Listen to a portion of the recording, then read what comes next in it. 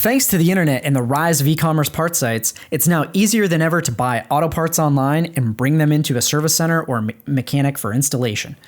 Seems like a quick and easy way for consumers to save some cash, but just because you can buy OEM parts online, it doesn't always mean it's easy to get them installed. In today's episode, we'll take a look at some of the pitfalls as well as benefits of buying parts online and bringing them into a mechanic to get installed. Let's do this.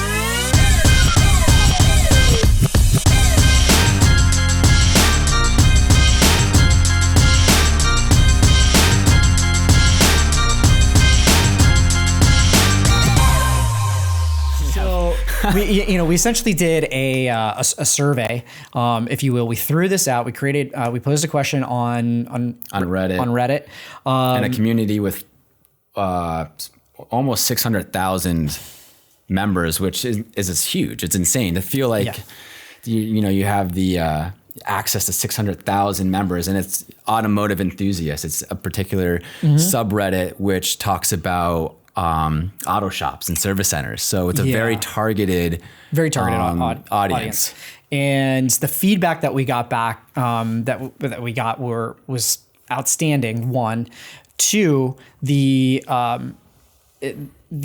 sheer number of sheer volume of feedback that we got in such a short amount of time, and the feedback that we continue to get. And I'm really excited to see where this feedback goes over the next month, 3 months, year, because it's just going to continue to keep going on and on and on. And, we posed this question about less than a week ago. We've gotten a ton of information back, ton of feedback, lots of comments, lots of engagement, and it continues to grow each day that we... And a lot of passionate comments. So, this is it's a very interesting, question that we pose, because this is potentially people's livelihood, and there's a lot of dealerships and mechanics that aren't necessarily used to this, right? It's a new thing that people are buying parts online and bringing it in. And so it's kind of a tough pill for some of these places to swallow, because they're having to adapt to this shift in consumer behavior. Totally. And I think and I'm just kind of set the table here right at the beginning. This episode is for 2-3 audiences, right? This is for consumers, right, who are purchasing online, right? Listen to this. This is feedback that we've gotten from individuals in Reddit, and based on this question that we posed on Reddit. The other audience that this is geared towards is the service managers, the fixed ops managers, so that they can understand and take this feedback and go, okay, this is what we're doing at our dealership or at our auto body shop or service center. This is what consumers expect. This is what consumers expect.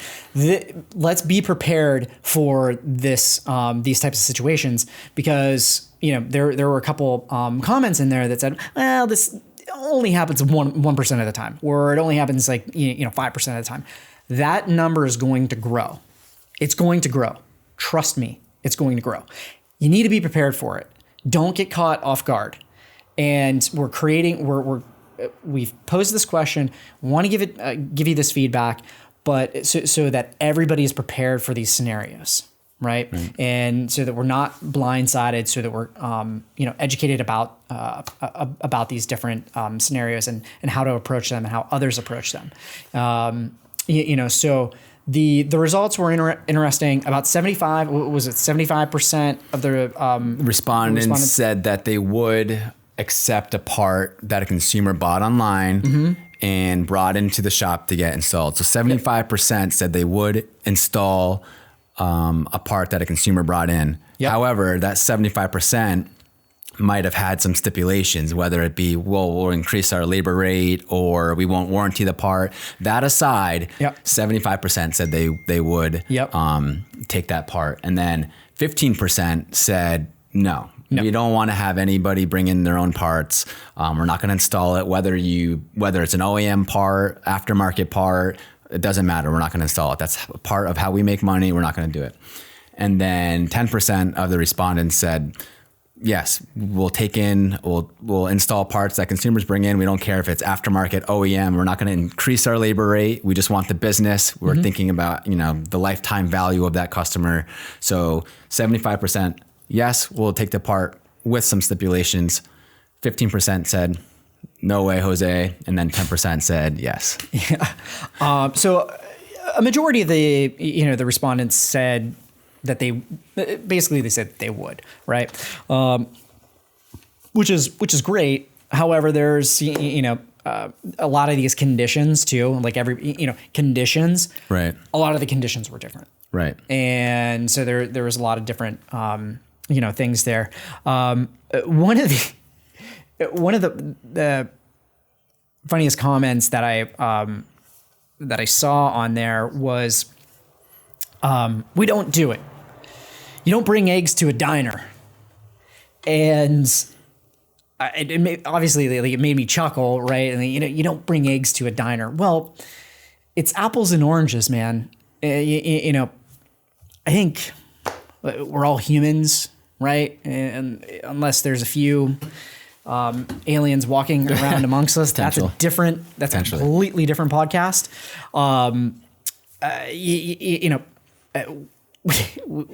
We know what eggs are.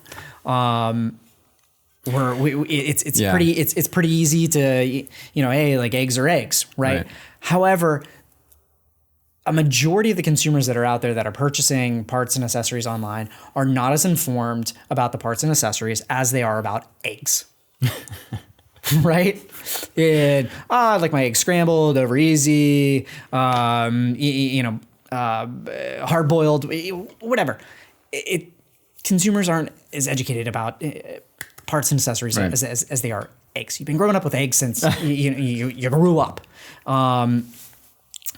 It was a cute comment, but it was completely like apples and oranges. And the general consumer that's out there, they're not as informed about the parts and accessories. And I think it's important that if you are going to accept these, and if you're not accepting these, I think you just have to lay a foundation and set the expectations. Right. And just be aware that it's fine if you say you don't want to take customer brought, parts that customers bring in, that's fine, but that just leaves an opportunity for somebody else to take that business. So you have every right, of course, to say we don't want to take customer parts. That's fine. But like I said, that's just an opportunity for somebody else. Here's a response from a mechanic in the thread.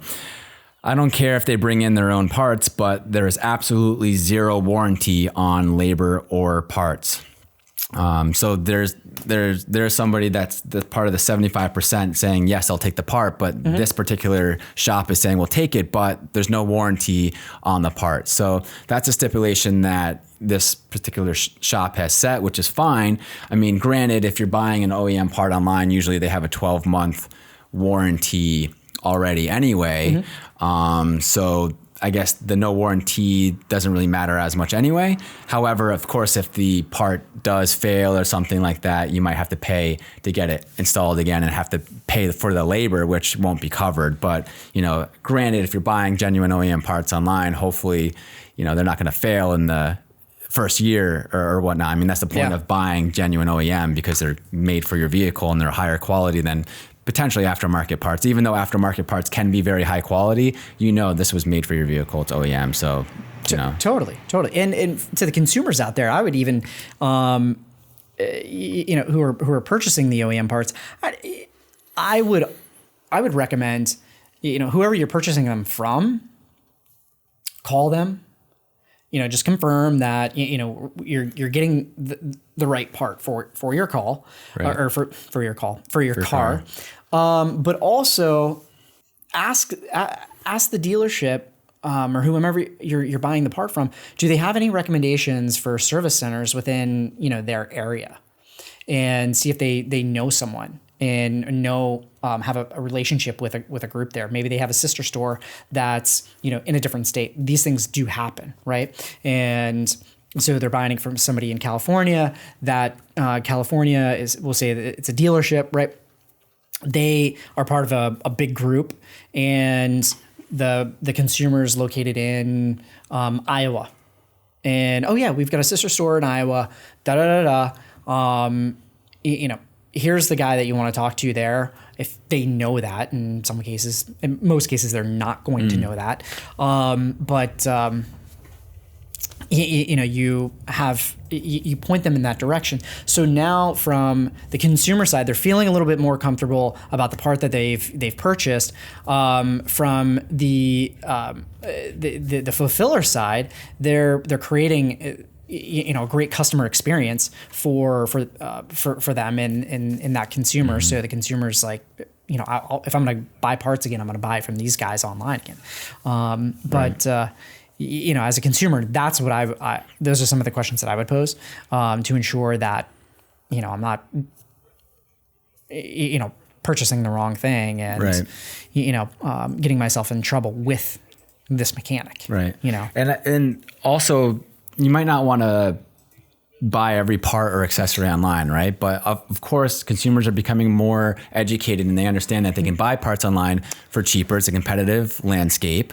And so if you have to buy a very expensive part, maybe over $500 or whatnot, it might make sense to buy it online because you could potentially save hundreds of dollars, right? So maybe it doesn't make sense to buy a strut or something if it's under $100 or an air filter because, okay, why go through the hassle? It's only, $40 or something like that. But if your potential savings could be in the hundreds of dollars, buying online makes, total sense. So also for a consumer standpoint, pick and choose. Like, all right, well, maybe I'll get this part online, but in the future, if I need XYZ, I'll just have the mechanic buy it or the shop buy it and install it themselves because it's not even worth the... Yeah. And, it's... The mechanics have to, just kind of lay the foundation and the pros and cons to the consumer. And just... Exactly. And just be like, hey, you want to buy something online? Totally fine. Here are the things that you need to consider. If you have to, if the part fails or whatnot, you're going to have to pay for that additional service. I'm not going to be the one that's going to be responsible for that. Right. And da da da da. It's kind of like, we're in the process of trying to sell our house, right? And we're thinking about renting it. Right. And it's like, okay, well, do you keep it? Do you rent it or not? And, the agent says, well, you know what? Renting is a good thing, but it has its pitfalls. And these are some things that you have to consider and, trying to evict somebody and squatters' rights and da da da. Right. And it makes you start to think about, these scenarios and these situations. It's like, well, is it really like, is my time really worth it? Like what, And that's where it's I know that scenario's, apples and oranges to a degree. Yes and no. But it shows it's up to, it's not 100% yes and not 100% no. There's some variance there where it's like, there's going to be some pros and cons, and like anything, there's an opportunity cost. You do one thing, you forego another. So It's either you take the part and maybe the consumer forgoes a potential warranty, or they don't, or the mechanic doesn't take the part and forgoes the potential sale. Yep. And making money off of at least putting it in the car versus nothing at all. So I think we can go through a couple of these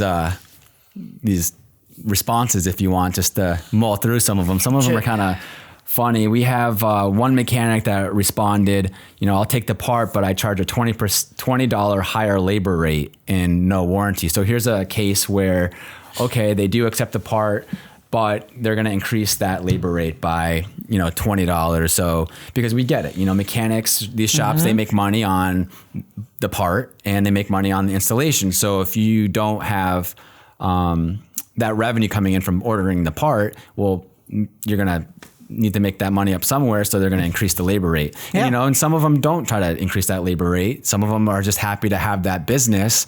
But in this particular case, this mechanic said he increases the labor rate. And then there was a bunch of other comments saying they do the same thing and no warranty as well. Yeah. Here's another one. And pardon my French here. I'll bring it down a notch.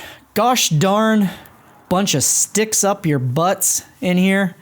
Yeah, I bought an aftermarket clutch and flywheel for my car when I knew for a fact that the old one was bad, 180,000 miles, could feel it slipping on the shifts. Fortunately, the shop where I went wasn't phased at all and didn't try to give me any BS, didn't try to give me any shit.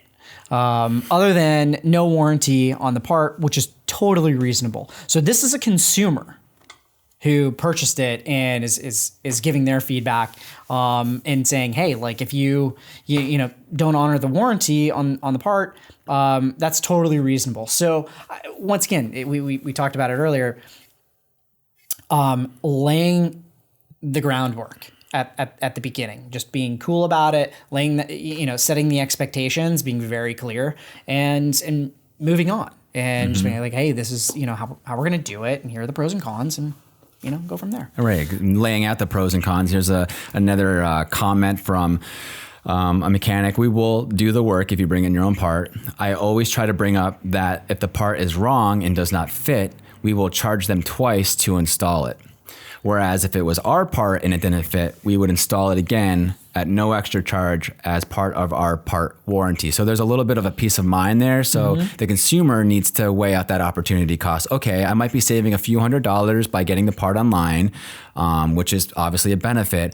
But if the chance that that part is the wrong part or doesn't fit, then they're going to get charged twice for labor. And that still might actually benefit the consumer because, say, if you're saving $300 on this part that you bought online and the labor is throwing out a number, $50 to install it, it's an easy part to install, say, and you get the wrong part and they need to install it again, well, then that's another $100. So you've spent $100 on getting the part installed, but you save $300 on buying the part online. You're still up $200 as a consumer. So these are the things that you need to weigh out, but if it might not make sense if that's a cheaper part and there's not as much savings. So you have to weigh out those pros and cons.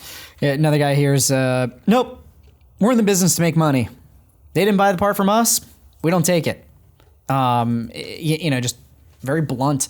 It's like, you're foregoing that opportunity right. And, creating a negative experience for that potential customer.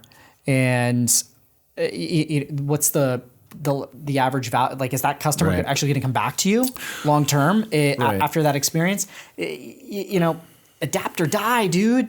And that's the thing. Do we assume? And again, being a neutral party, being biased from an outside perspective, do we think that it's going to just be business as usual? I mean, look how destructive the world has gotten with Uber, Airbnb, all these ride-sharing companies, and these, Airbnb disrupted the hotel business. Uber disrupted the taxis. Mm-hmm. I mean, there's so many examples of this where what did hotels do? Did they just say, oh, we're done? Or they're forced to adapt. And now hotels are coming up with new strategies that actually make them better at the end of the day. Mm-hmm. They wouldn't have done these things unless there was a little fire under their butt. So of course you don't want to have to, actually, it's good to have competition at the end of the day.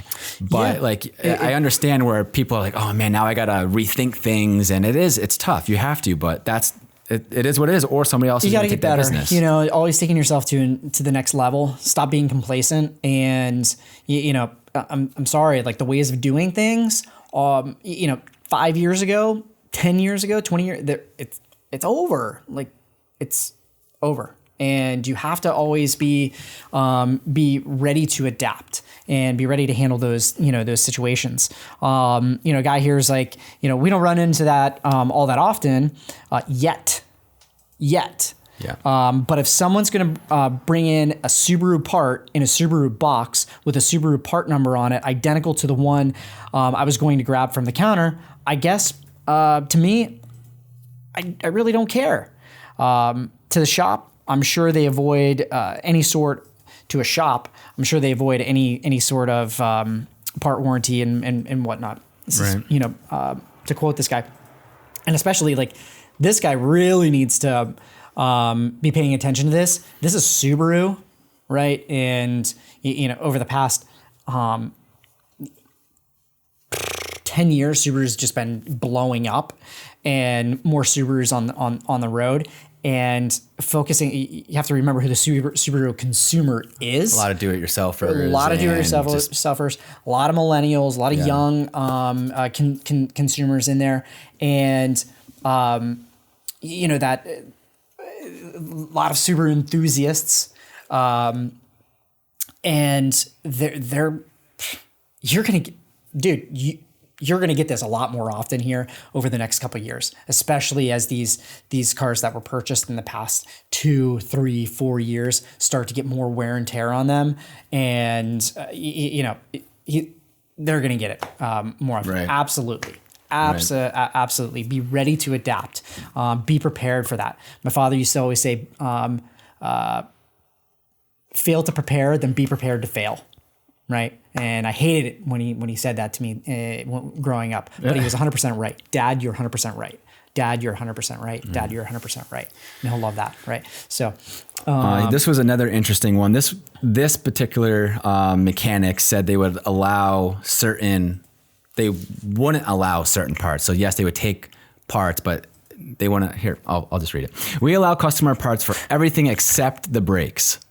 Too much liability in brake work to allow shitty cheap parts.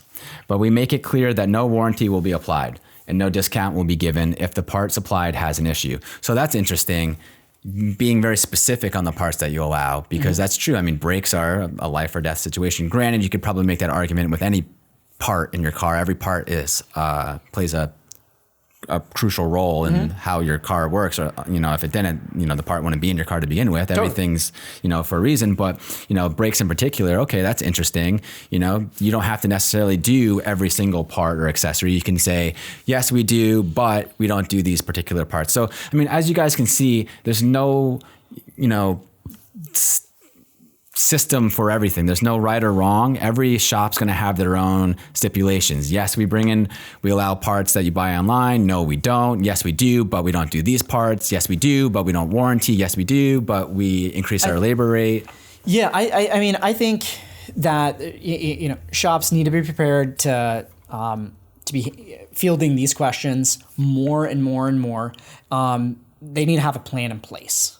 Right. What is your plan? What are to your point, what are your scenarios? If this happens, this is our response. Right. If this happens, this is our response. This is how we're going to handle it in these ways to ensure that you've got yourself covered. But most importantly, protecting the customer.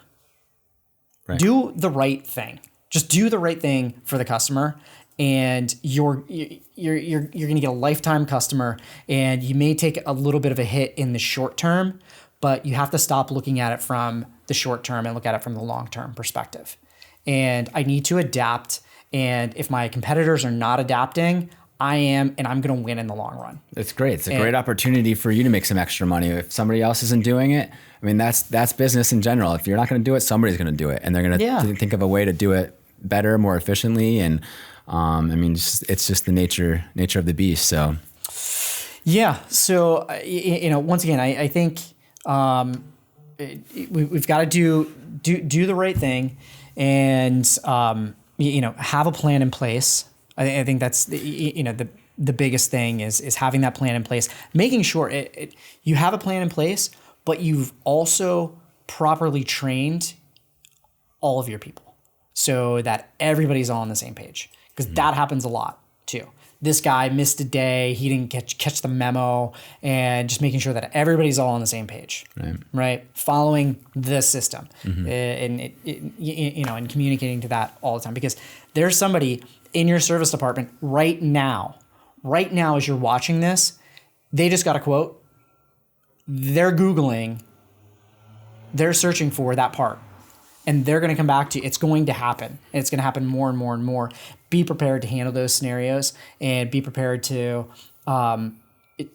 turn this opportunity into a great opportunity, right? And the situation into a great opportunity. And consumers, think about these things, right? And be prepared to ask mechanics the questions. Yeah, And, do you charge a higher rate, or is it going to be warranted? And also doing your due diligence when you order the part, that you are getting the right part, that you're getting genuine OEM parts, so you know that it's a more reliable part that is made for your vehicle, because that can eliminate a lot of headaches down the road too. I mean, there's obviously a difference between aftermarket and OEM parts. And consumers need to be understanding too, right? Like that it is a business. Everybody, it's a business. It's a business. They need to be understanding of the fact that, okay, well, he's giving me helping me out in this area, right, and da da da da. Like, let's be. Right. Let's be human. Because you can also, at the end of the day, install it yourself. And if you're not going to install it yourself, then obviously you need the help of these professionals, these mechanics, service techs to help you out. So understand that while you are trying to save money as a consumer, that, well, you can save even more money if you install it yourself, but then you're probably going to need a lift and whatnot in your garage, which most people don't have. Most people unless you have a lift in your garage and you're just holding out and you're not telling. Yeah, right.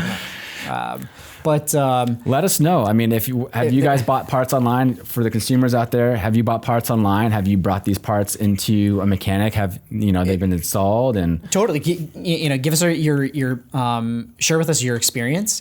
Love to hear that and feedback, and also if you've got any other questions that you have about purchasing, parts or whatever it might be online, going in the service departments, sales departments, whatever it is, let us know. We'll be happy to, field those questions, give you some feedback, but also get answers and feedback from the experts and from the source themselves. Right. So, until next time, this PitStop podcast.